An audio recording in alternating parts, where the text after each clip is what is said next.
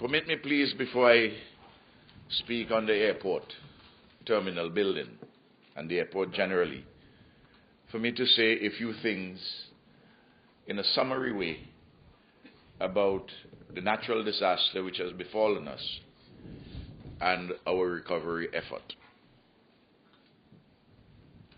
We have experienced Christmas Eve into Christmas morning the worst natural disaster in living memory. It has affected the northern half of St. Vincent. Persons who come to our ports in Kingstown and Camden Park, or who come into our airport at E.T. Joshua, would not realize the extent of the devastation which has taken place in the rural area. People are suffering. No question about it. Families which have been vulnerable within 24 hours have descended not just into poverty, but into indigence. Families which have been poor have become indigent. And those who are indigent are waiting for our help.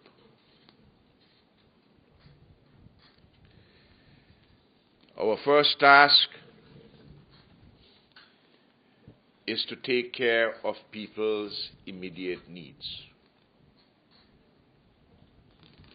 By Tuesday, Wednesday, hopefully, 85% of the country will have water. But large numbers of persons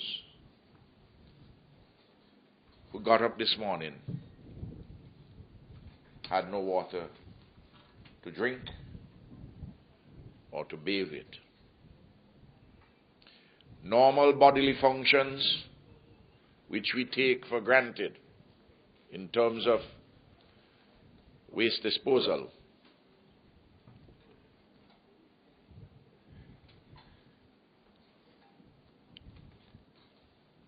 they have that as a serious challenge.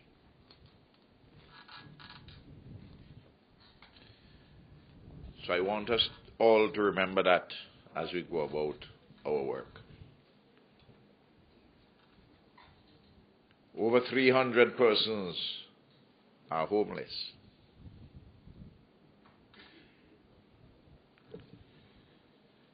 We have in the shelters some 240.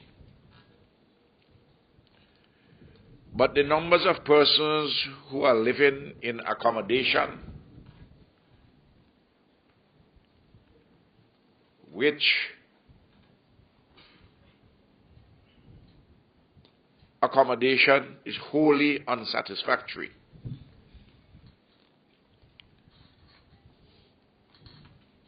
are several times that number. There are persons, for one reason or the other, do not want to go to emergency shelters. There are people who have not lost their homes, either partially or wholly. Their homes have been ravaged by water. In homes in areas of the countryside, the mud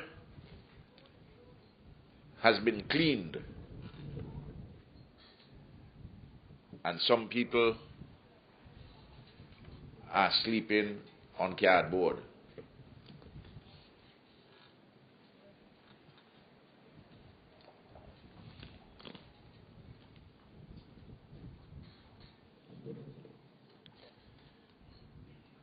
it is a difficult time and people are suffering.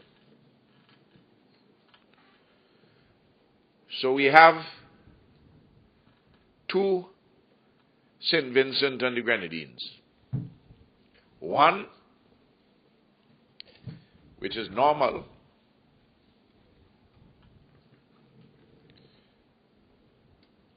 and the other one,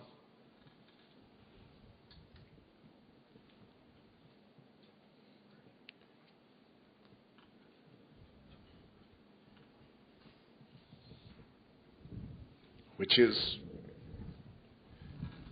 anguished and pained. The remarkable thing is that our people have responded with such resilience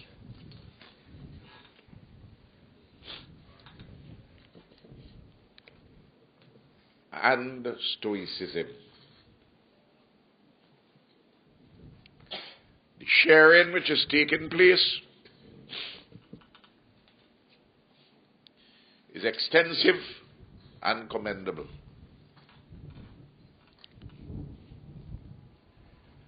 I see in this disaster the seeds of a new St. Vincent and the Grenadines. Different and better.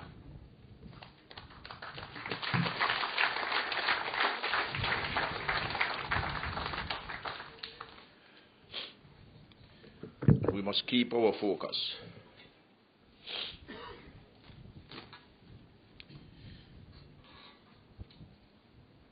Across this country, people have lost their beds, their furnishings, their cooking utensils, their stoves, their fridges. Laptops given by the state are destroyed. Books, clothing, shoes, everything is lost. Every single thing.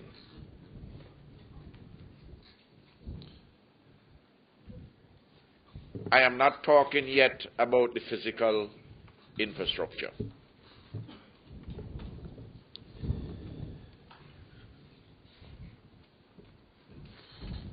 There are constraints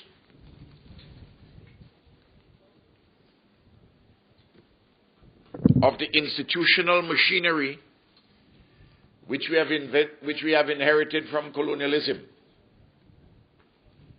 And while we have been seeking to build a modern post-colonial state, successive governments, we still suffer from the limitations of an earlier period, even while we recognize the strengths. And one of the weaknesses, which we must correct swiftly, is where there is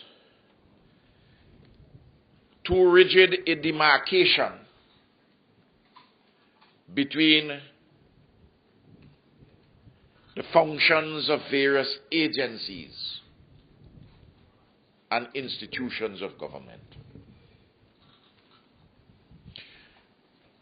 The permanent staff of NEMO is just about 9. The National Emergency Management Office would have an emergency operating center.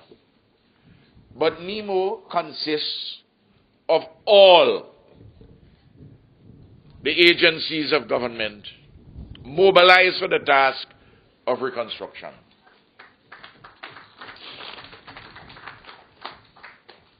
And at all levels, initiative must be shown. NEMO can manage the shelters. The Ministry of Social Development with its workers, all very talented, can assist in the social appraisal. But all our teachers, every teacher, must be mobilized in the service of this national effort to prevent, to avert a humanitarian disaster. I mean that in the villages, in North Leeward, in South Leeward, in North Central Windward, in North Windward, which are the areas principally affected by this disaster. We need to know from each home, each household, how many persons are residing in the household. The ages, how many are children. What is the damage done to the house? What is the damage done to your fittings, your furnishings? If you lost a fowl cock, I need to know. You lose a sheep or a goat, because these are means by which people make their livelihood. We need to know those who have water and those who do not have water. Those who are suffering from high blood pressure and who have been affected even worse as a consequence of high blood pressure. The community health systems must act with urgency. We are not in normal times. And we require not just an extraordinary response, we need a heroic response.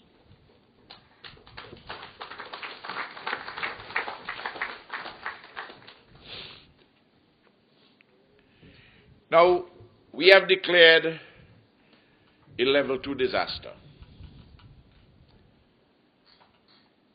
And for particular areas, we have declared disaster zones under the law. We have not declared a nationwide disaster because there is not a nationwide disaster. And to say that there is a nationwide disaster would have an implication which would not be in our own interests. First of all, it would not be true. And secondly, if we have a nationwide disaster, it would mean that tourists would not want to come. In the Grenadines, not one single hotel plant has been affected adversely. On the mainland, part of Bukama Resort. And in the Vormont Valley, the casino and tourism plant has been affected. Of course, farmers and their produce have been affected, their farms, the animals, small businesses. You're going up into Spring Village on the leeward side, you see dire manufacturing, the furniture factory, and so on. The police have to be on the lookout and to report also what is happening in their various areas, not just on crime, but the situation, the condition of people. We have nearly 6,500 public servants of all types. Not talking about those who are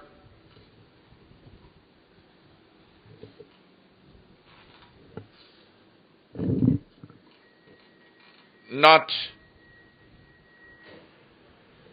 on these secure staff positions. I'm talking about those who are secured staff members, people who are pensionable. You have nearly 6,500, and of course you have others in state agencies. We need everybody to be working on this. The Red Cross is doing the work, the Lions, the Rotaries, the churches. We want more of them to be involved. We can't praise the Lord, whom we do, and love Him, and not love our neighbor, whom we see every day. We can't go to church and sing Blessed Assurance, but not giving an assurance in practical terms to our neighbor. We got to do it. And we have to use this to rise and be stronger than ever. There are persons and naysayers who will come with other agendas. Never mind them. We have the people's work to do and the Lord's work to accomplish.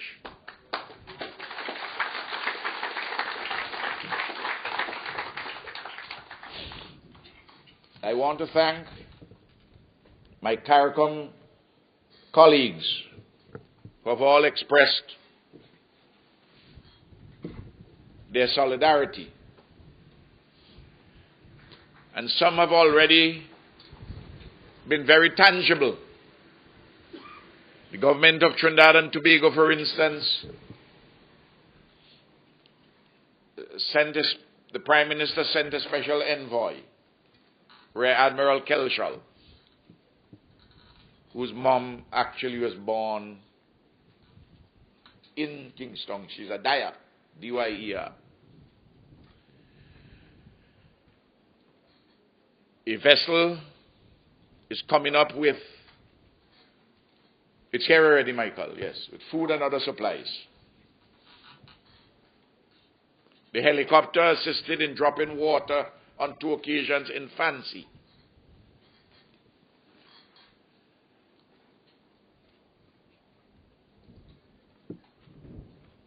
We have persons in Grenada and in other parts of the Caribbean who are sending up supplies of one kind or another. There is Angus Steele, who was here from Grenada, who worked with Lime.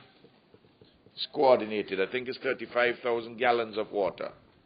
This came up. And a lot of 12-inch pipe. The practical things. I want to thank the government of St. Kitts and Nevis,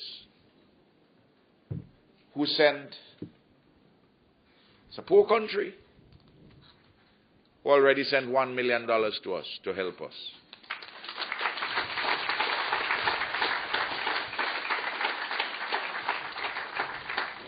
As emergency response.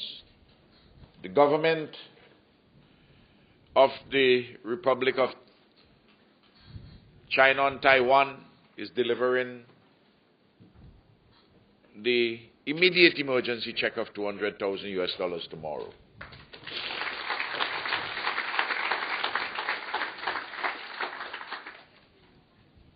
Resources are coming, the immediate resources. Not a great deal, about $750,000 through the Caribbean Development Bank. But these are not yet reconstruction monies. These are to help us with the immediate humanitarian matters. This morning, I instructed the Director of Planning to have transferred from a World Bank project $1 million to this particular effort. Similarly, I've indicated to her for a transference of $2 million from the banana company in measures monies. And I'm going to, during the course of the day, direct the reallocation of monies to address this immediate question.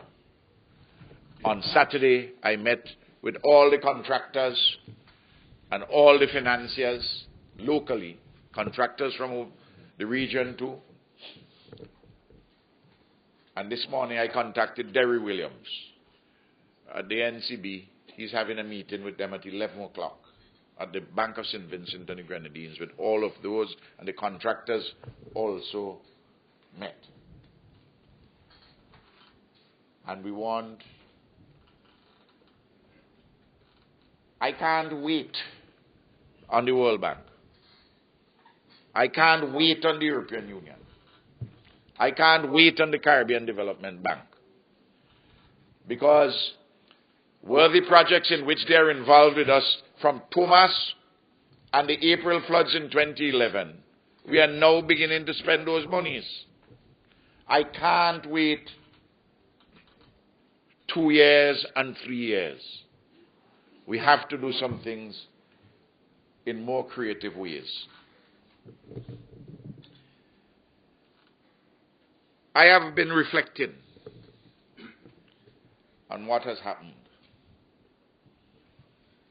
I'm not dealing with the issue of climate change, the existential question, which is why we are having these frequent hurricanes and landslides and rainstorms outside of what you may call the rainy season. That's a separate discussion, but an important discussion. But when you have a disaster like the one in 2010, Thomas, when you had the April 2011 floods, and this one, bigger than both of those put together, on top of what has happened with the World Trade Organization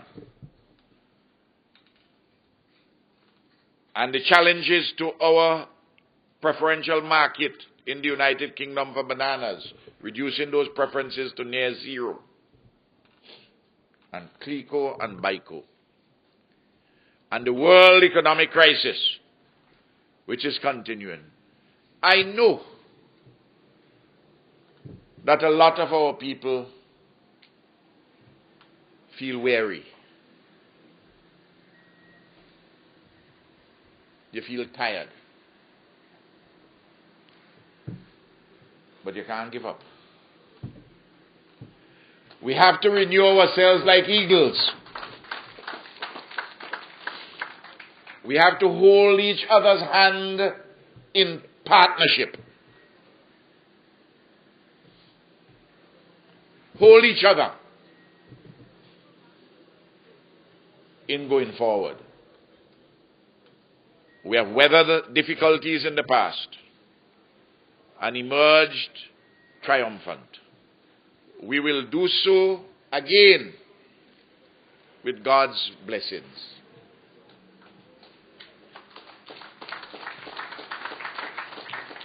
I just want to urge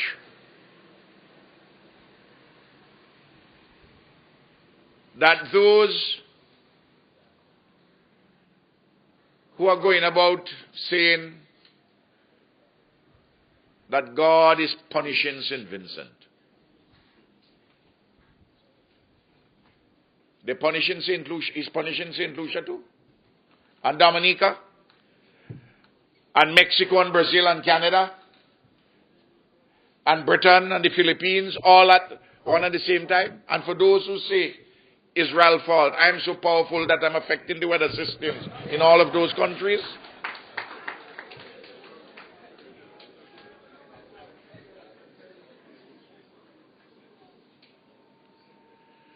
And I want to appeal to those particularly who use the internet, especially some who are here and who are overseas, who in their state of idleness, rather than write things about which they do not know, and seek to sow seeds of discord and to build pessimism, please call your banker. Take an overdraft like I did this morning. Organize in your neighborhood to get some supplies. Help. Please help. Don't just talk and create a lot of dissension. Let us get on with the business of rebuilding St. Vincent and the Grenadines.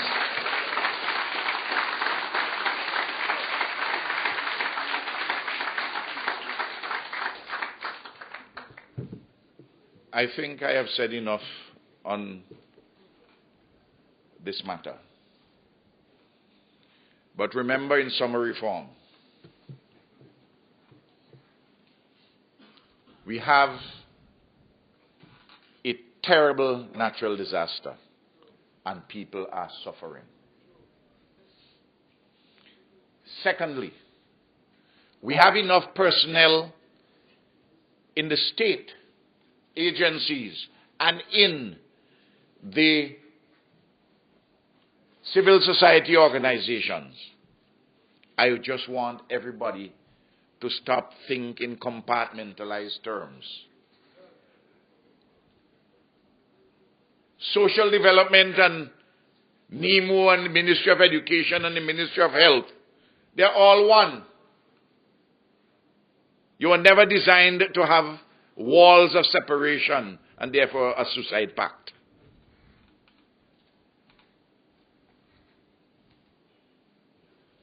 You have coordinating agencies, and that is what is being.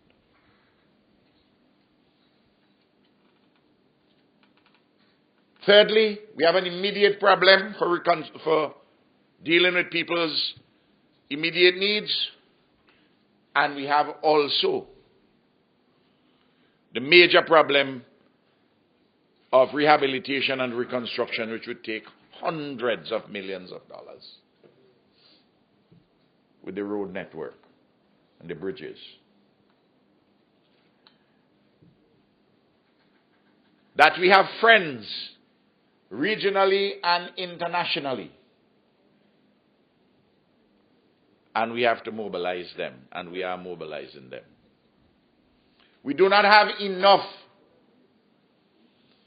material resources, but we have a spirit and a strength among ourselves. And we have Almighty God. So we have a lot going for us, despite the challenges, despite the difficulties. And I feel sure as the sun rises tomorrow that we will succeed. I promise the people of St. Vincent and the Grenadines, especially those who are now suffering, that this government, and I personally, would be there to help you. And we have to work together. For those who have lost loved ones, I extend my sympathy again and condolences. I've seen the families of 6 of the 9.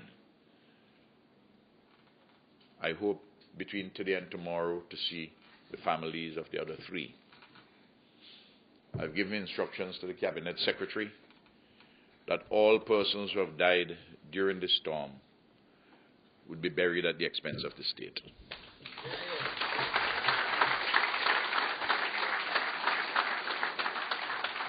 I don't want the problem of